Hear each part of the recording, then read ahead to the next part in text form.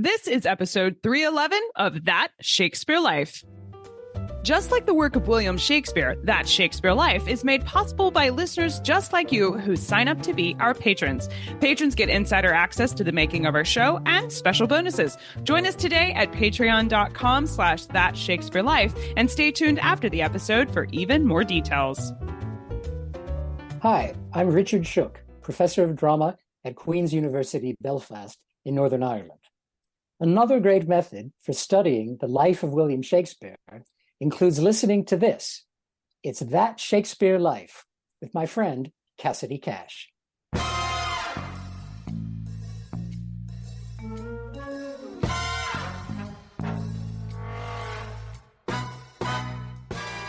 If you look at the earlier plays, you're very often dealing with a clown. And then in the middle, it changes to being a fool. In around about 1599, suddenly we see the rise of these great fool parts.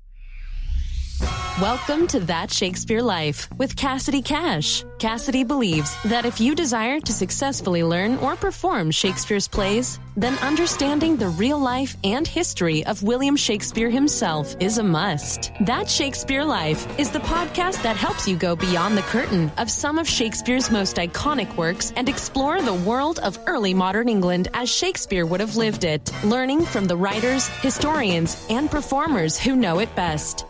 And now, here's Cassidy.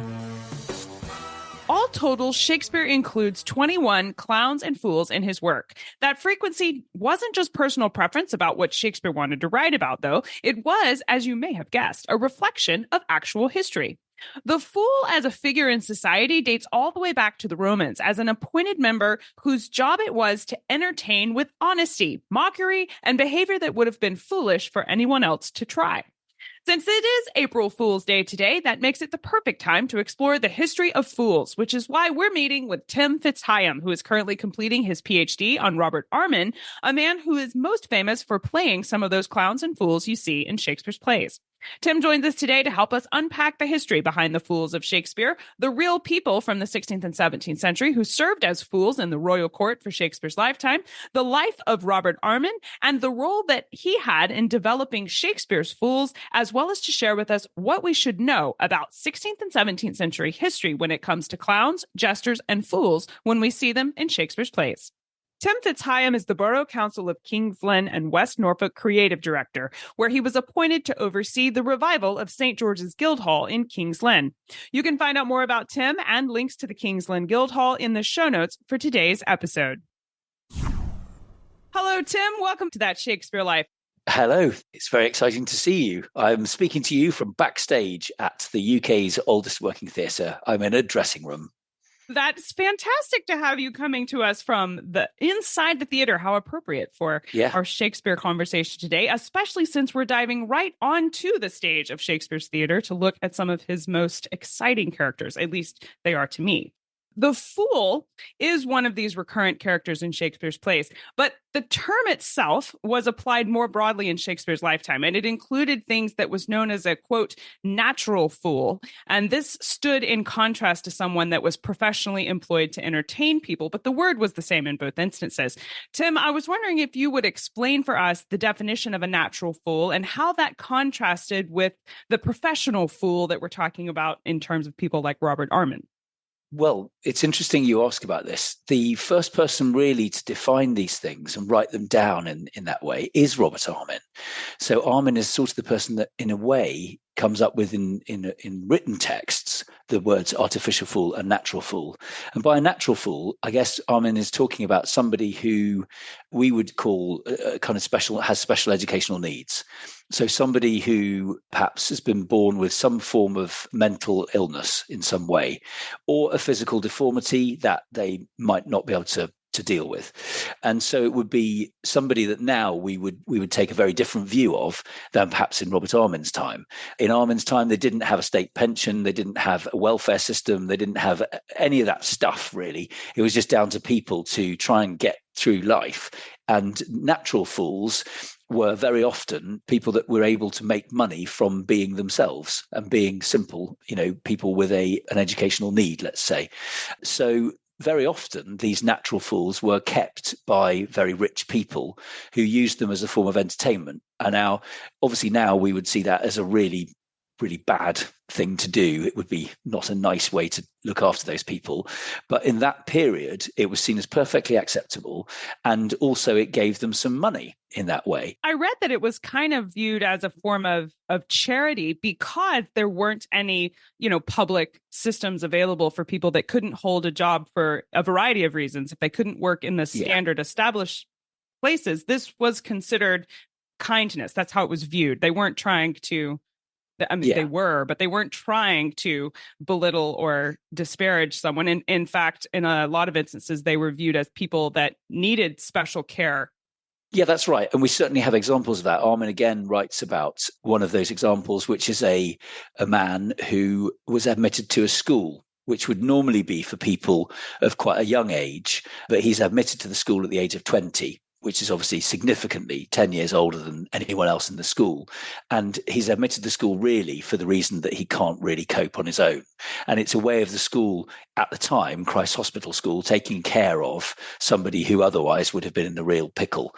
And at the school, he was able to deal with sort of simple jobs and assist in kind of simple tasks, like litter picking, we would say, or cleaning up after people, that sort of thing, a very simple job that he could take great pride in and that he was able to undertake without too much difficulty.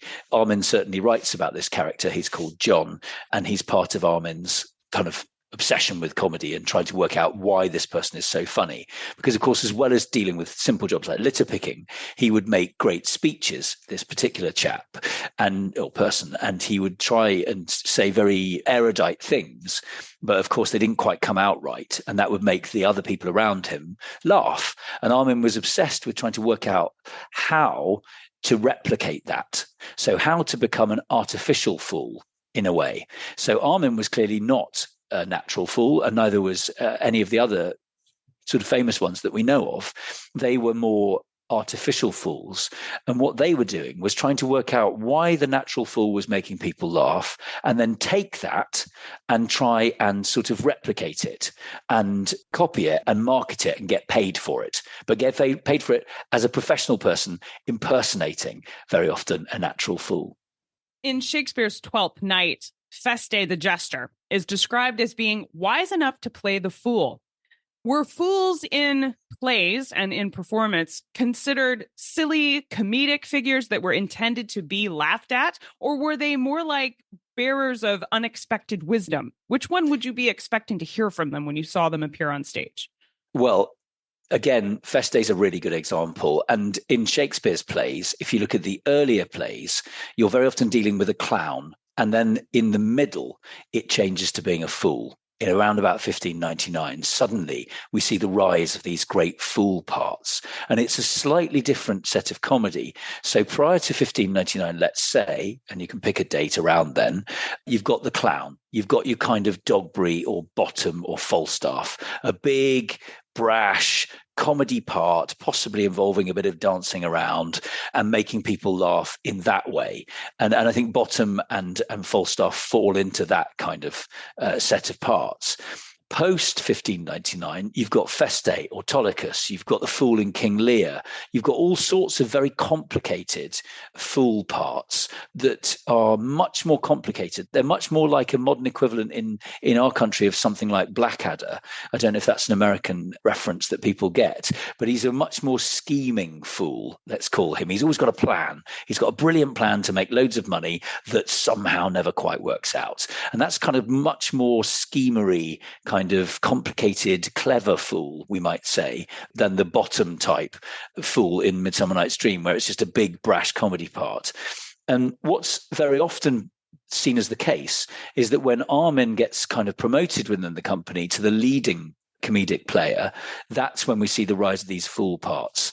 And Armin writes a lot about the fact that natural fools are seen as very often being quite clever. They kind of speak the truth. They speak a kind of, almost God strips them of all of their worries about the real world and allows them to speak a universal truth. And there's sort of this theory going on that a fool can speak a universal truth because they are much cleverer than everybody else. And whether that's the natural fool, who Armin would probably say has been stripped of worldly restrictions, or it's the artificial fool who can very much speak truth to power, that's for people to debate. But certainly when we see the rise of Robert Armin, we see the rise of these complicated fools as opposed to the clowns, and we get this, I am a fool, but I am cleverer than everybody else. I'm just unfortunate in that I wasn't born a prince. That's sort of where Feste's going with his logic in a way. Now, you've mentioned this, that scholars do debate this situation, and there is a debate about which came first in terms of this change in Shakespeare's style that you're talking about, whether it was Shakespeare wanting to take the fool character in a different direction and bringing on Armin to accomplish that, or if Robert Armin's arrival and his own personality style on stage might have inspired Shakespeare to take this traditional clown character in a new direction. But regardless of which came first, Robert Armin's era with the Lord Chamberlain's Men did usher in a new approach to the character of the fool, and we see that played out in Shakespeare's plays. And I would like for you to tell us, Tim, about the roles Armin played in Shakespeare's performances. I think we should also ask here whether or not Armin reprised any of the Will Kemp or Richard Tarleton roles, like Falstaff, for example. Would he ever recreate those roles that were originally written for someone else, or what made him distinct from Kemp and Tarleton? That's right. Well, there's three main clowns in the period, or three main comedians in the period, the big comedians, four really, if you go back to the reign of Henry VIII. So you've got Will Sumner, and he's Henry VIII's fool, and he's very associated with Henry VIII. And he's a very famous comedian in the period, and he makes Henry VIII laugh. Cut to Elizabeth I, and you've got Richard Tarleton. And Tarleton takes over really where Will Sumner finishes. And Tarleton is a huge influence on comedy. And then you get Will Kemp, and then you get Robert Armin. And it's almost like they're passing the baton to each other in terms of their level of fame. We should say, Will Kemp was a European star. He's the one of the four that actually becomes pan-European famous. He tours Europe, whereas the others, we don't have as much documentary evidence, and we certainly can't prove that they toured Europe, as far as I'm aware. Will Kemp, we can prove that he toured Europe. And that's probably because his kind of clowning, just going back to your question, was of a type that would really translate without language. He was able to dance and jig. We know he was a really famous Morris dancer, and his kind of falling over, clowning, jigging, wiggling around, bells and whistles and handkerchiefs going off, really translated across to Europe in a way that perhaps the more complicated verbal comedy of The Fool and of Armin just didn't translate to Europe quite so much, because obviously there was a language barrier at the time. So I think that's the first sort of point to make in dealing with these four big clowns or fools in the period. And I think the second point to make is that then leads us in a direction with Shakespeare's work of working out who played which parts. First of all, it's made much easier for us when we're dealing with comedy parts, because we're looking for the funny parts. So we're not expecting somebody like Burbage to play a comedy part. So we don't pick up a play and go, which one's Burbage playing? And go, the funny guy, because Burbage is a great tragic actor, and we know that. So it's much easier for us when we're looking for a part for Will Kemp or Robert Armin in any of the Shakespeare plays to narrow it down and go, who's the funny guy? And then we can go, when's the play written? And we can also look at what type of parts they are. So if they are a Bottom, Falstaff, or a Dogberry, they're probably a Will Kemp part. The big, physically massive presence on stage that we think Will Kemp was, dominating the comedy, dominating the audience in that way that Falstaff dominates The Merry Wives of Windsor, for example. With Robert Armin, we think he's probably much smaller in stature. He's probably not a dancer, but he is, by his own words, a very famous singer. So we know Robert Armin could sing, and really well. And we know that people enjoyed listening to Armin as a singer. We also know that Armin's probably a bit shorter. And we also think that Armin is certainly famous for the latter part of Shakespeare's career. We know that Will Kemp famously fell out with Shakespeare. He famously Morris danced from London to Norwich in 1599, 1600. And he doesn't really seem to appear in Shakespeare's company after that. So plays that are before around about 1598, 1599, we can say have Will Kemp in, and plays after 1598, 99 probably don't, because he's left the company in a bit of a huff and Morris danced to Norwich. And then Kemp actually sort of just disappears out of the historical document. We've got a very vague records of him touring in the West Country. We think he toured again in Europe, but then he sort of vanishes. He just does not really appear back in Shakespeare's company in the way that Robert Armin suddenly does. And there is a definite change in direction in the later plays, as you say, with these complicated, verbally dexterous fool parts. And they are definitely Robert Armin. Very often they have a singing aspect to them. Look at Autolycus in a play that we think was written around about 1611. Autolycus has got loads of songs all the way through it. And that is classic Armin, because again, Autolycus has got loads of jokes that rely on the fact that the performer is shorter.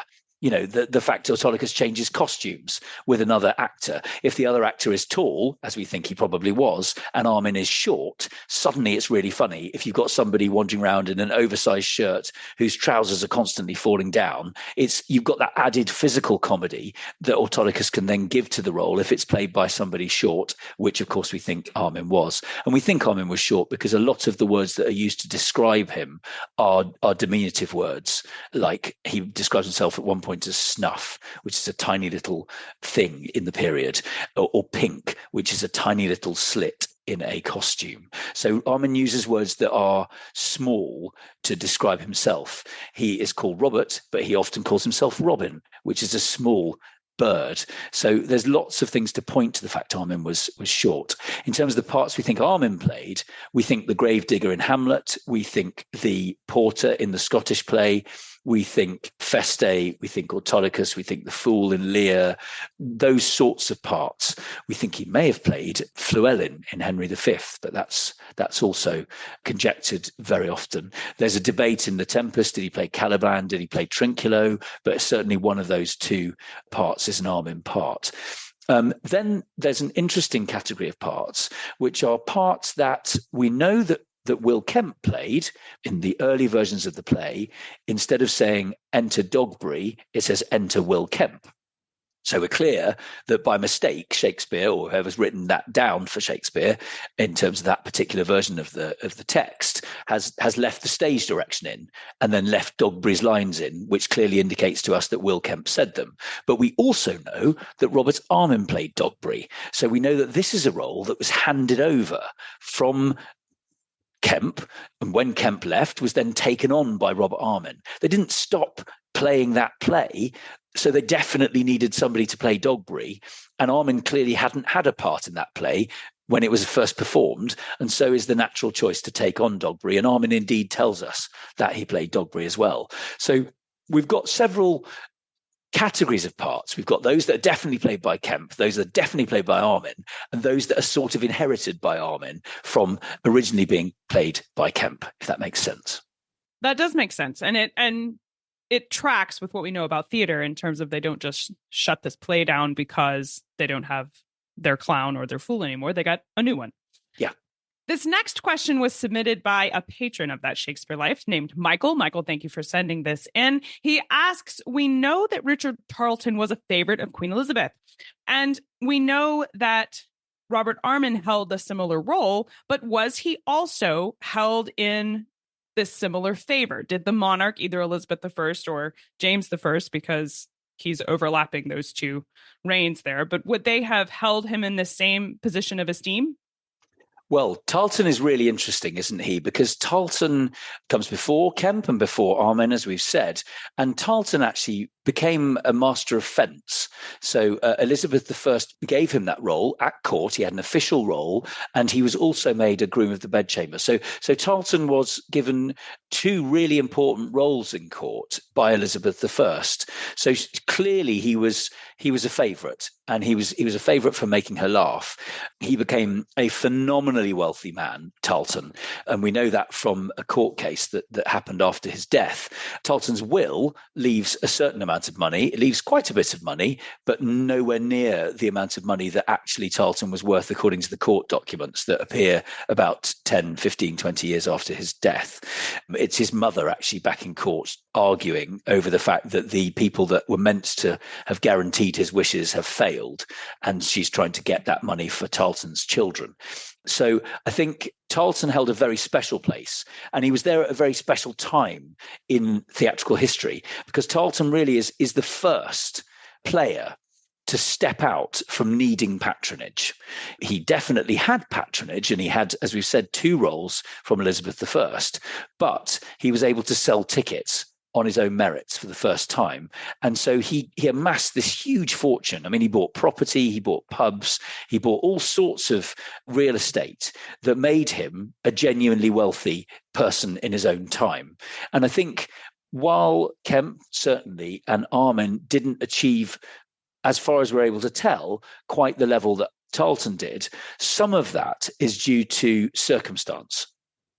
Tarleton was there in a period of Elizabeth I's life, and let's remember Tarleton died in 1588.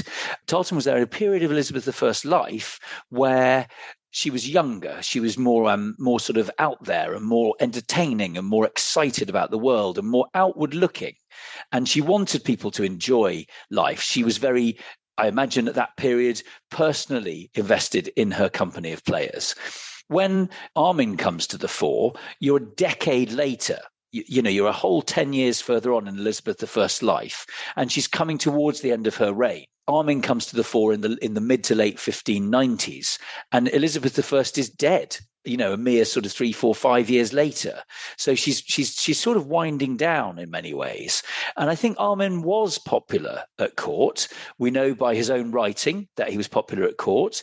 We know that he certainly knew courtiers. He certainly seems to exhibit a knowledge of those people that is, pretty good, I would say.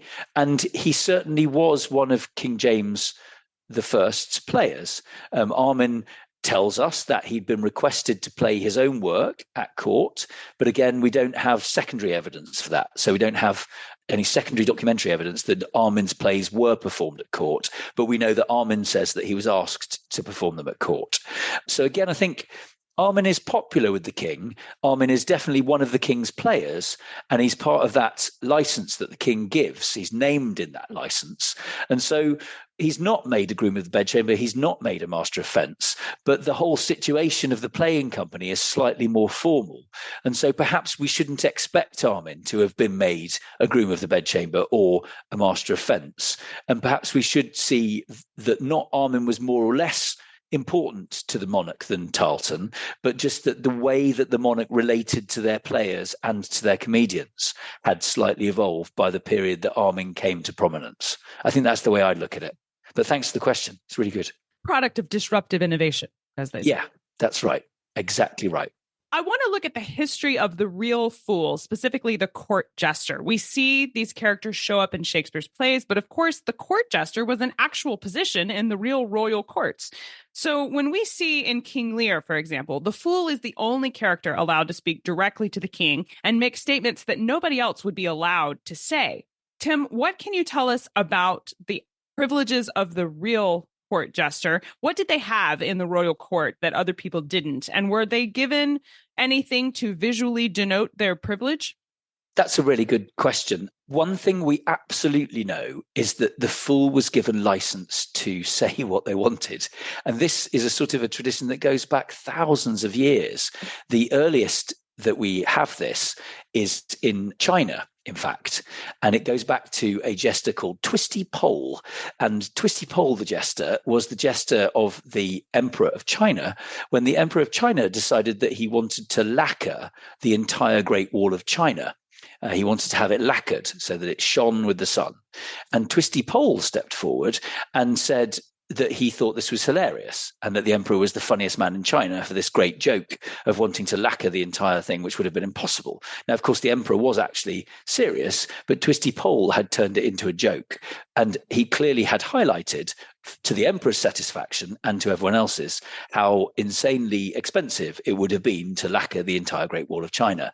And so we have right back thousands of years the history of jesters, of court fools speaking truth to power and trying to flag up the insane or ludicrous ideas sometimes that kings have. Now, by the time we get to Shakespeare, it's a convention. But what's again interesting about Armin is that we've got Armin telling us about his early career, where Armin plays a court jester, but to a wealthy aristocrat. He's not the court jester to the king, and we do have documentary evidence about that, of course. We've mentioned some of it earlier, but Armin is telling us about being the court jester to a wealthy aristocrat. So just as the king had a jester who would speak truth to the king, wealthy aristocrats also, it seems, had in-house jesters who would speak truth to them and try and mediate, let's say, in a humorous way between the lord and his people that he was commanding. And it goes right back in a way to the function of laughter. What is laughter for? Why can we laugh? What are we doing with that? And very often it's suggested by psychologists, the reason we laugh is or create laughter is to test boundaries. So very often we're trying to work out where society is comfortable. Where's the edge? What is the edge of what's acceptable? And if you look at a lot of comedy, that's what it's doing. It's trying to test where the edge is. Where do people get uncomfortable? People get uncomfortable when they stop laughing. When they're laughing, they're finding it acceptable and they're okay with it. It's when they stop laughing that you've found the edge. And it's a comedian that finds that edge. And that's really the function of laughter. And that's why, in a way, the fool is such a vital part of not only medieval society, but some would say it's probably quite an important part of society today as well. But that's the function that these fools are undertaking. And going back thousands and thousands of years, they're finding the boundary for the state or for authority or for society in what's acceptable to the broadest possible set of people, I would say. It's interesting as well. You can see if you go to medieval halls, some of them in Europe, some of them in the UK, very often you see above the fireplace in the little stone carving of a fool above the fireplace. And what that's saying is it's the Lord trying to say, or the person that's built the hall trying to say, you can speak freely here. You can speak truth here because I've got a jester on the wall. That's me in a coded way telling you it's okay to tell me the truth. Be honest with me, because the jester speaks truth to power. That's a coded thing that we have in architecture. So it's that deeply rooted that we've even got it in buildings. Now, you mentioned that several kings of England would have their own in-house court jester, who is their personal person appointed to hold this role of speaking truth to power. I was wondering if you could tell us some of the names of these court jesters who were contemporary to Shakespeare or a little bit on either side. Yeah, well, we've mentioned Will Somer, and that's of course Henry VIII's fool, and Shakespeare writes about Will Somer, of course, in the play Henry VIII, which is probably the last of the Shakespeare plays. And what's interesting about that is that Armin has. Well, we've got Armin's will, so we can say with certainty that Armin has died by the time that Henry VIII goes on. And there's quite a moving section in Henry VIII where Shakespeare writes that you're not going to see Will Somer because he's not here, even though you really wanted to see him. He's not going to be on stage. And that's clearly because Armin's died. And Shakespeare's saying, I'm not going to write a fool part in this play because it's not going to be played by Armin, which is quite a sweet thing. And I think says quite a lot about the relationship between Shakespeare and Armin. So we've got Will Somer. He's Henry VIII's fool, and that must have been a tough gig, I have to say, because Henry VIII, you just have to look at the amount of beheading that went on, and being Henry VIII's fool must have been an incredibly high-stakes job. We do have an image of Will Somer. It's in a Psalter, and we've got Henry VIII in his bedroom, and Will Somer's in there as well, which is really nice. So we've got a vague little image of him in a painted form. We've of course got Tarleton, and everybody loves Tarleton. This phenomenal man who turns out to really impress Elizabeth I. Again, tough gig. I think we'd have to say Elizabeth I, not an easy one to make laugh either. Very unpredictable, according to all the sources. And again, it must have been a high stakes live wire act trying to keep Elizabeth I laughing at court. We have in Scotland, we've got James I, and we've got Archie Armstrong as well, his fool. And James I actually had other fools as well that we're beginning to discover.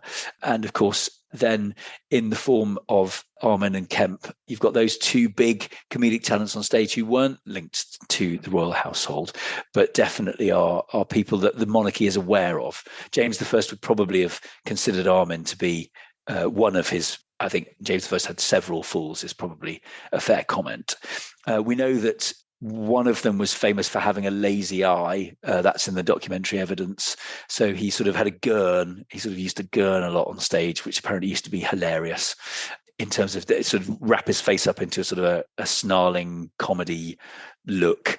There's a lot of visual comedy. But of course, we know that they often, in the earlier form, had a mariotte, a little stick that they would come on stage with that probably had a little version of their face in it. And Armin, of course, we think did have one of these. Armin's was called Timothy Truncheon. Sir Timothy Truncheon. And Armin dedicates one of his books to Sir Timothy Truncheon, or one of his works to Sir Timothy Truncheon.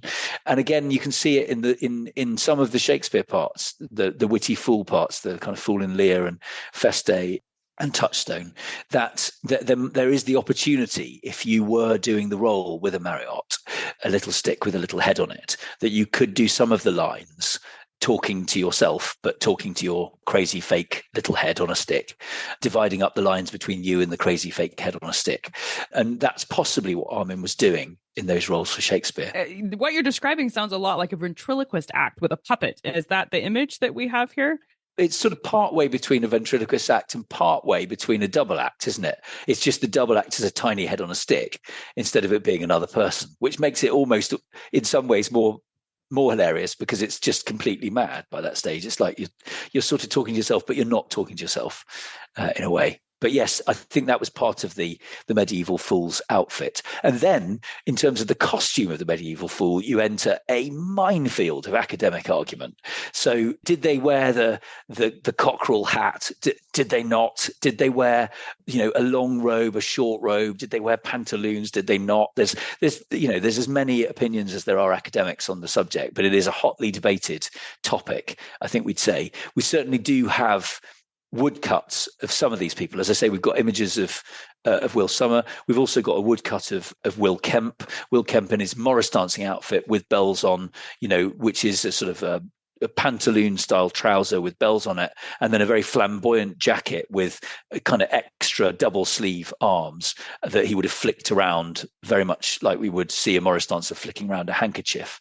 With Robert Armin, we've got a woodcut of Armin. He's wearing a costume, so it's slightly more difficult with Armin because he's created by this stage character comedy. And he's showing himself in the woodcut in costume as one of his own characters. We do have a very tiny woodcut or a very tiny image of Richard Tarleton as well, playing a drum. But again, the costume is not specifically what we would think of as jester with a kind of tricorn hat. But I think there's just a question of them standing out and being more colourful. I think that's where we're going with the costume. They're not looking plain in this period.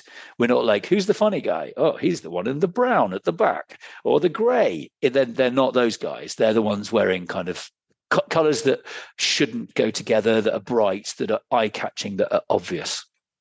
Between the bright colors and the dancing and the singing, I think the performance of the Fool is a lot closer to what we think of as a circus performer in terms of not just flamboyance, but strength and agility as well. Would the performance of the Fool on stage involve the character or the actor playing the character, rather, being good at things like acrobatics or juggling in addition to their comedy?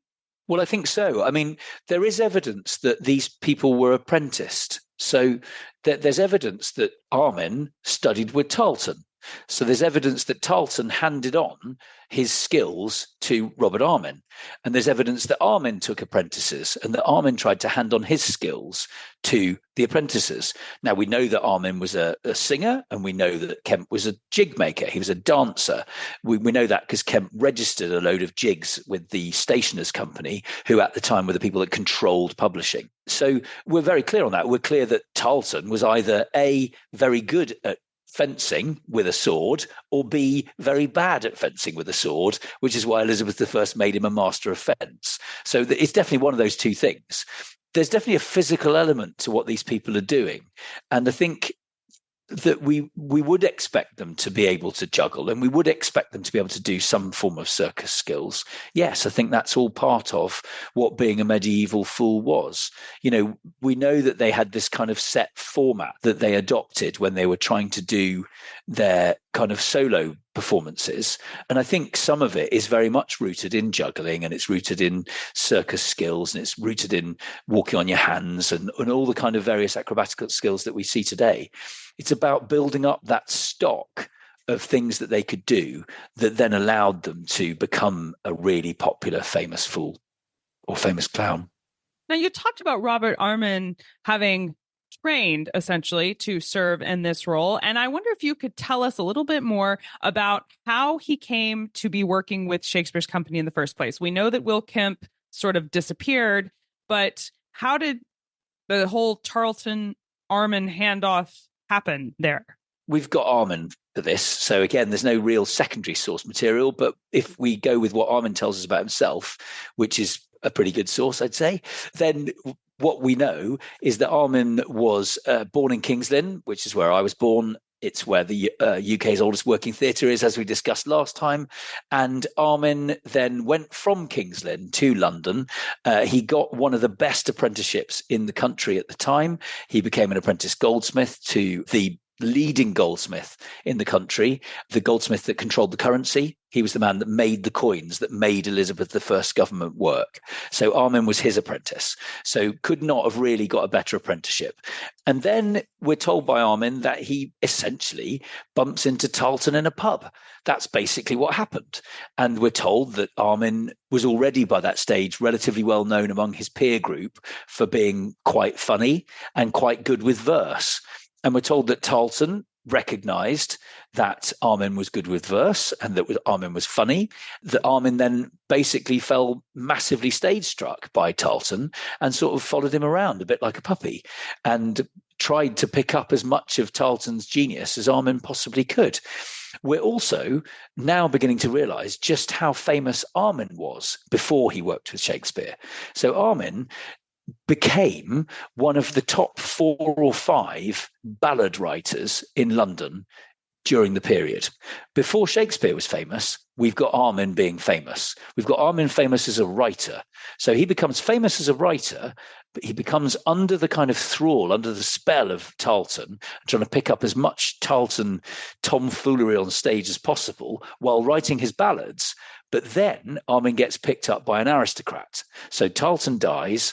Armin seems to, by this stage, have stopped being a goldsmith's apprentice somehow, and he gets picked up by an aristocrat to come and be the kind of in-house fool of the aristocrat.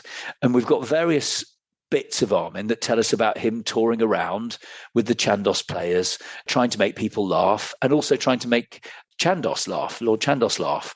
So Armin's in-house trying to make Chandos laugh. He's also touring the country, making other people laugh. He's very good at describing his touring life, which is really interesting for people that like studying that period of drama, because playing companies are turning up in random locations, and Armin tells us all about it. He tells us how it is to turn up in those locations, how it is to be a player, how plays work, what you do, where you get changed, how many times a day you perform. All of that stuff is in Armin's writing. And then Armin, still continues to be a writer. He still continues to be famous as a writer. He's so famous as a writer by this stage, not only top 4 in London or top 5 in London, he's asked to write the kind of what we call dedicatory epistles for other people's writing.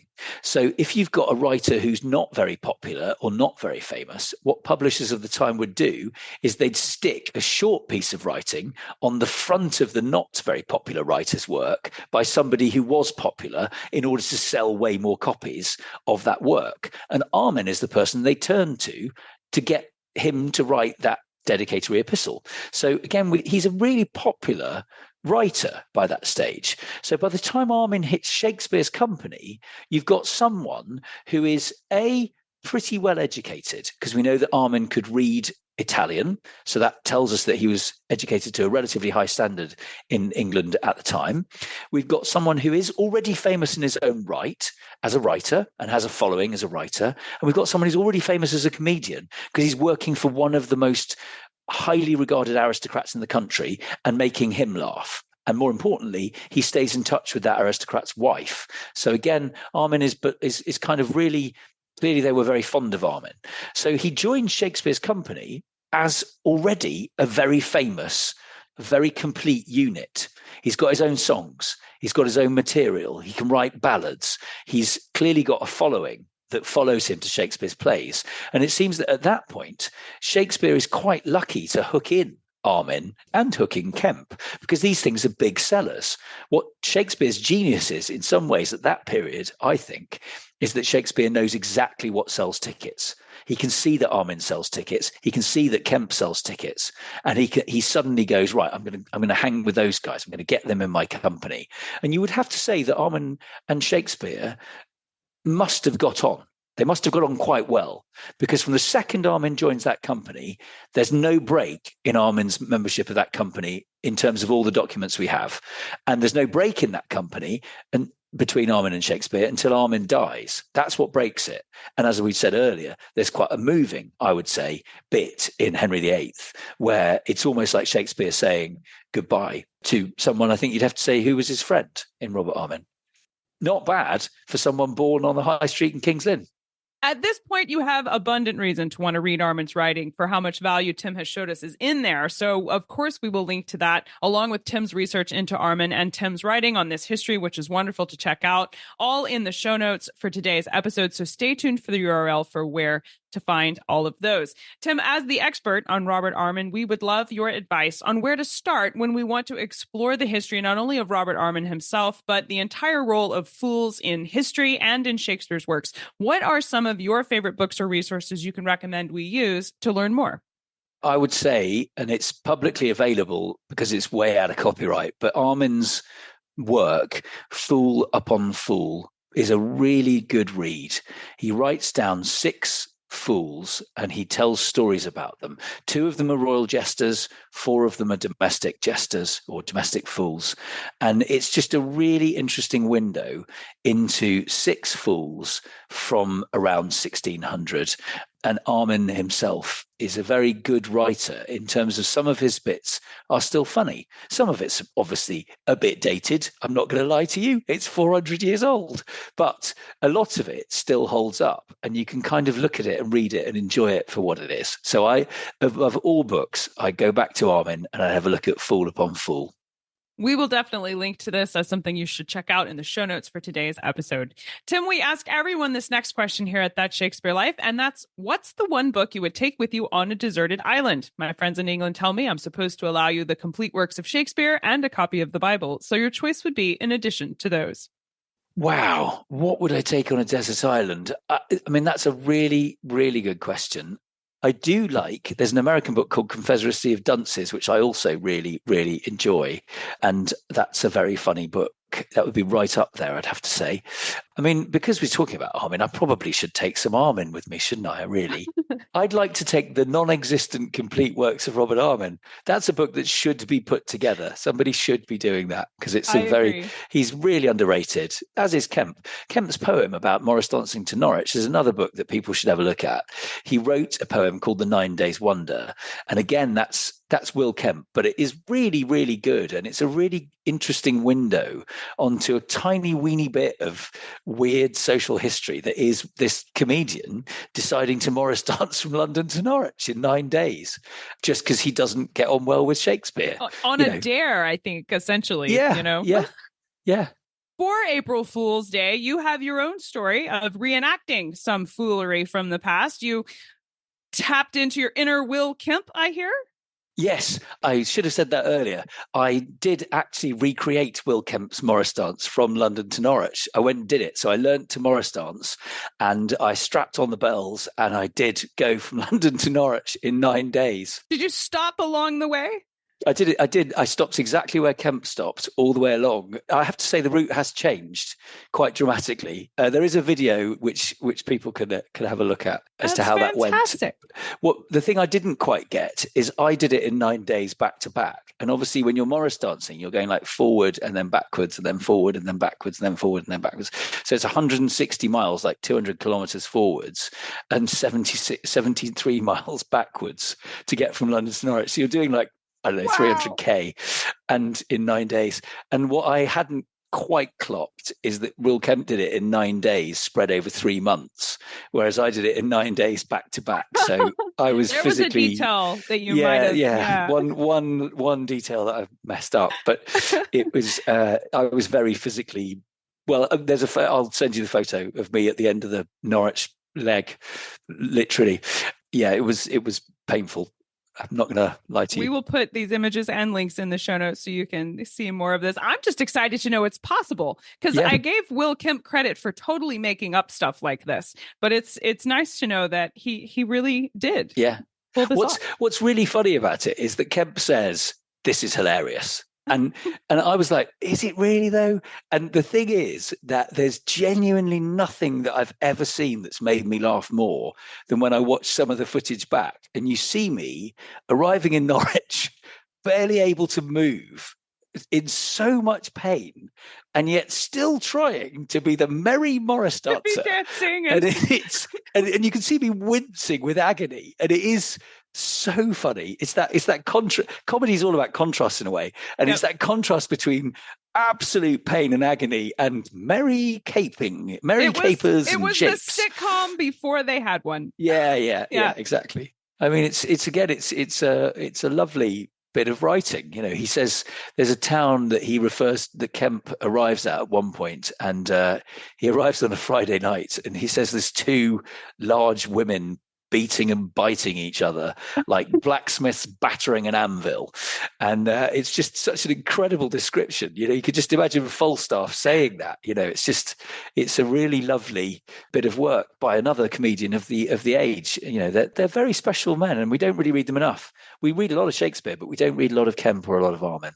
I think it would be a great companion to understanding Shakespeare and this period of history for sure, to explore what they have to say. So what's next for you? What are you working on now that you're excited about? Well, I'm trying to finish my Armin research because a lot of what we talked about today is what I'm kind of trying to get through and get out there and be able to publish for people to read. I'm also trying to restore the UK's oldest working theatre, as you know, in King's Lynn in Norfolk. The website is www.stgeorgesguildhall.com. But always trying to get out and do some more projects in my own special way and do stuff. I still get to do my shows, which is always nice. In fact, I'm coming over to Washington next week, which would be very exciting as well. So that's all.